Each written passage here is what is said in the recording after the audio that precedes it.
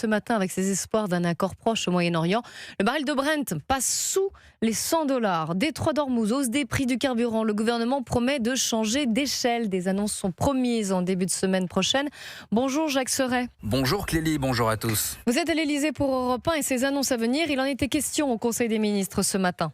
Oui, l'exécutif veut réagir, mais se laisse encore quelques jours de réflexion. Maude Bréjon, la porte-parole du gouvernement, a été interpellée à ce sujet à l'issue du Conseil des ministres. On voit que les prix restent à des niveaux très élevés. De ce fait, et le Premier ministre l'a mentionné ce matin, le cap ne changera pas, être aux côtés des Français qui travaillent et de manière ciblée. En revanche, l'ampleur des Français aidés doit probablement être réinterrogée, oui. Mais pas plus de précision à ce stade. Une certitude pour le gouvernement, ces prix élevés à la pompe ne baisseront pas de sitôt.